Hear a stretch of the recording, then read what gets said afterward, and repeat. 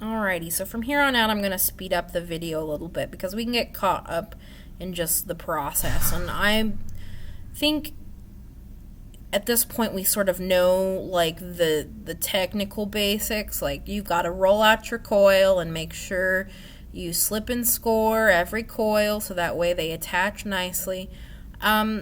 So I don't think we have to spend like an excessive amount of time just like going over that. However, that's a big part of this. So we're just going to watch this for a little bit and we're going to assemble it.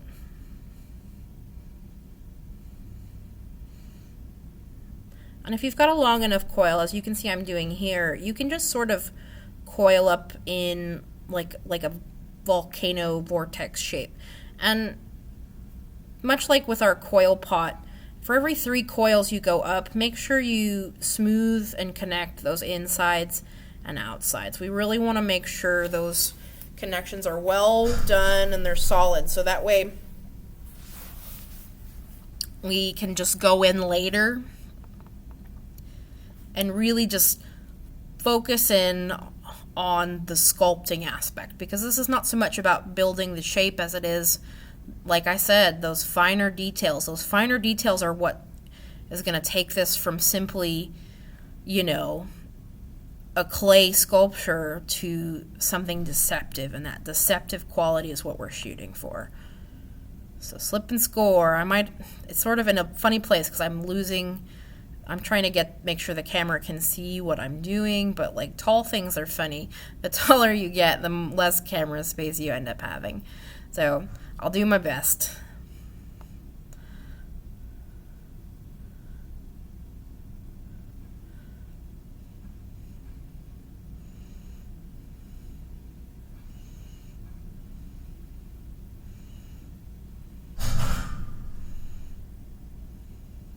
So I think that's a pretty good height, at least for the first mushroom. These don't have to be massive. I'm just trying to make them a little dramatic. So I think this is not too bad. It's not too bad. We're going to go, like I said, we're going to go in later and really finesse it and make it really very just as mushroom-like as we possibly can. But for now, we're just trying to make a nice tube shape for the basis of our vase. I ran out of clay, so I had to step away for just a moment to go pick up some more, large lumps of clay to have.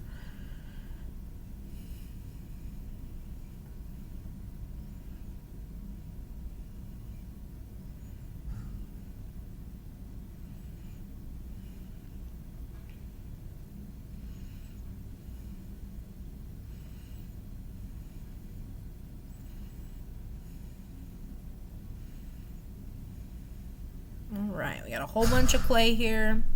I think this should be enough. Since y'all aren't throwing with your B-Mix, I think this is a good project to sort of use it to work with. It's not going to be quite as sturdy as the Longhorn Red. The Longhorn Red has a little grog in it, but this will be more receptive to colorants and glazes, which will be really helpful when we go to paint it or make it, physically deceptive.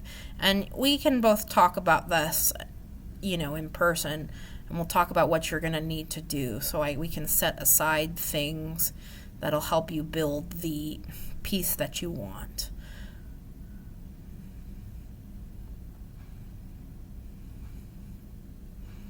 So we are building the second mushroom. This one's going to be a little shorter. And I'm also going to make it lean a little bit. I think that's a fun little extra. I like the whimsical nature of it. So if I make it lean, it sort of feels very Alice in Wonderland. This is the first time I've ever actually, that's a lie. Now that I've caught myself lying, I made some mushrooms when I was in my undergrad, and I made a very, very large mushroom, and I threw the pieces on the wheel. My mushroom was, it was probably about 2 feet tall, Our project was joined thrown pieces, so I threw 2 very large cylinders and I attached those, and then I threw 1 very large bowl and I flipped it upside down and I attached that to the bottom. So I made a very large clay mushroom, and it wasn't a particularly real mushroom, but it was, the point of it for me was that I could make it as big as I did. And that's not always an important thing to think about, and you've got to think about really here where your motivations are. Is your focus like making the mushroom realistic, or is it just, I want to make something that's huge? And for me at that time, it was about making a large sculpture versus like a good sculpture, and there is a difference. So for this mushroom cap, I've decided I'm gonna do just a pinch method. So I've rolled that clay into a ball, and I'm just pinching outwards to get the general shape I need. And even though I sort of pointed at the more narrow, tall mushroom cap, I have decided, like, and you'll see me make this sort of mental decision later, that I'm going to make this the top for the trumpeted mushroom cap, because it's a little shallower, it's a little wider, and I think it'll do a better job there versus as the long, narrow mushroom cap. And I'm gonna I sort of put it on there, and I was like, I don't like that. But I do like it there. So I'm going to go ahead and slip and score like always. Make sure we've got a good attachment. I think I've decided since I'm going much taller, I'm going to need to adjust the camera. So I went back and made an adjustment. I'm just sort of physically gauging it. And I've slept and scored, and I'm going to make sure my connections are nice and together. And a big thing to remember is here, much like those rocks I talked about earlier, I'm going to need to poke a hole right there in the middle. Because if I leave that sealed, I've made a bomb.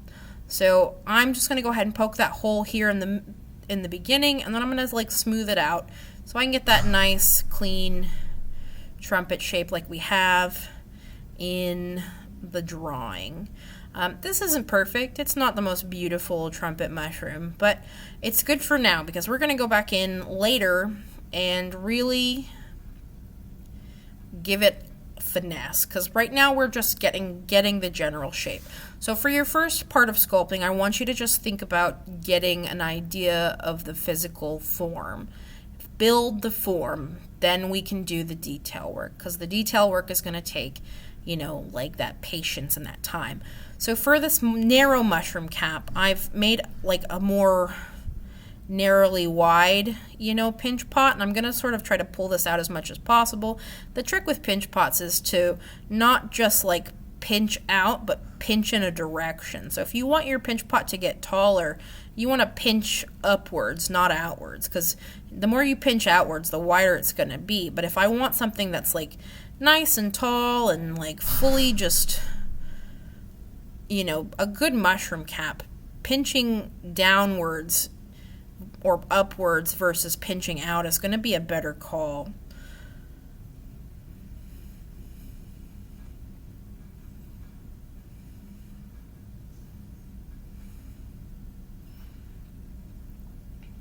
And so underneath this particular mushroom, there will be a set of gills. I'm going to go ahead and just cut this a little wider, a little flatter, because I'm thinking about how I'm going to build those gills for my mushroom cap to sort of sit on. And if you remember, like I said earlier in the series, that I am working with clay that is not as wet as it normally would be. I've let this sort of sit out. I've wedged it a little drier, so that way I can really get to sculpting right now. If I were to try to work with this like fresh out of the bag, chances are my sculpture will be falling apart. So I've sort of made a mini version of the trumpet mushroom, and this is going to be the top for my mushroom cap to live on. And it doesn't have to be perfect, because basically I am just pushing it down, and this is a very precarious place to be at the moment, because that mushroom cap top is so heavy comparatively to the little structure I put on. So what I'm going to do is I'm going to just roll out a coil here, and that's going to just be a structural support coil. That's not a forever coil, that's just a for now coil. When my piece is a little drier, a little more put together, I'm going to pull that off, and it should stand up freely on its own. But for now, it's going to sit there and it's going to act like a support mechanism. So now I'm just making some rock pinch pots, and these are pretty simple. They don't have to be crazy. They are just general rocky type shapes, because I want to add a little interest to my piece. I want this to look like, a little terrarium or something. So I'm just going to add a couple of these. And the big kicker here is, if you choose to do this, you're going to have to remember to come back in, when this is all said and done, and cut some holes in the bottom of those rocks, or punch a little hole, because if I were to leave those completely just as they are right now, they would crack and blow up right off my piece, because I've created little air pockets. And usually air pockets aren't too bad if they're small, but when they're big, like I'm literally making them, these can just ruin a whole piece. So if you make any fully hollow elements, which all of your elements realistically should be hollow, we're not, talented enough right now to be working solid and coming back and carving in. It's easier to just cut the slack and, work hollow at this moment. Please, please, please make sure to go back in and use your needle tool, whatever, and just poke a couple holes in the underside of your piece. Except for your mushrooms, because we're going to poke some holes in the top. We don't need holes in those on the underside, and the reason is we want those to hold a little water. These are supposed to be flower pots. So our holes for the mushrooms will be on the top, because this is a flower brick. So that's pretty nice. I like it. We're going to let it dry, though. We've got to come back later.